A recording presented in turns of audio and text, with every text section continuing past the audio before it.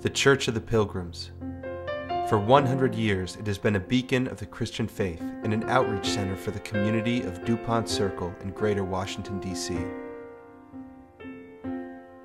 The Second Presbyterian Church was founded on Sunday, January 25, 1903, in a row house on P Street, just around the corner from where it stands today. In 1911, Andrew Reed Bird was called from Laurel, Maryland, to be the second pastor. It was a post he'd keep for 45 years. Dr. Bird wanted to change the name of the church to one that better represented the congregation. The new name was suggested by Miss Birdie Washington. She was inspired by the reference in Hebrews 11:13 that the faithful people of God confessed that they were strangers and pilgrims on the earth. Dr. Bird also wanted a way to appeal to new church members by building a cathedral-type church, one that could serve as a home away from home for the hundreds of new residents who had settled in Washington from the South. But the congregation needed a way to pay for the monumental task of building a new church.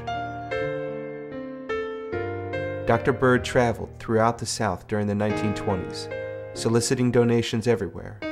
He went all over the South, canvassing, and that's how he got the money. To build the church in the nation's capital. Should be the finest church in the country. That's because it's in the nation's capital. After an amazing 45 years of service, Dr. Bird retired. The church called Dr. J. Randolph Taylor to replace him. And he said, well, he was the only one who was foolish enough to come, that all the more veteran pastors were afraid to follow after Dr. Bird, particularly because they knew that Dr. Bird planned to stay on in Washington. At that time, the Northern Church and the Southern Church were still divided. And this was a Southern church, so most of our members came from the South. And so Dr. Taylor, on the other hand, was very much a proponent of integration. And there were many people who dropped out of the church when he pushed integration. He believed in civil rights, which was a big topic at the time, and he walked in Selma, the March on Selma, and a lot of people left because of that, because it was very political. But for me, who was not involved, it helped me make up my mind. I knew where I stood. Dr. Taylor moderated the first General Assembly of the reunited church. As for the movement to reunite the Northern and Southern Presbyterian churches, he was very, very active in that. Again, some of the Southerners didn't care for this, that they preferred to remain separate. Dr. Taylor lit the spirit of service in the Church of the Pilgrims. Programs like Open Table, which began in 1981, can be attributed to this passion for community service, which is Dr. Taylor's legacy.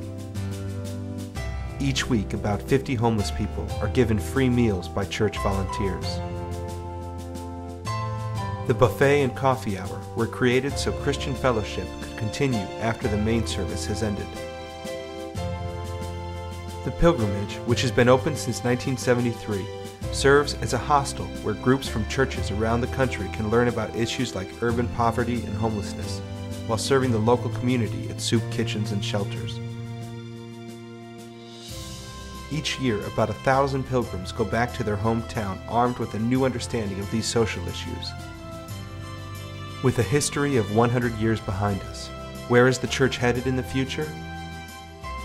With a foundation in Christ, we can carry on the legacy of Dr. Bird, opening our doors to D.C. residents as a place to grow spiritually.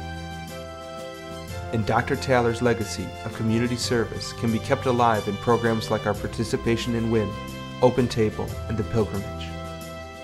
When I think about the legacy of both Dr. Bird and Dr. Taylor, what really astonishes me is how many of their concerns continue to be contemporary concerns. This neighborhood still is a place where young adults come from all over the country to settle into Washington.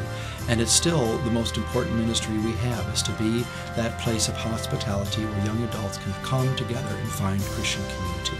And that hasn't changed really since the very beginning of our church's history.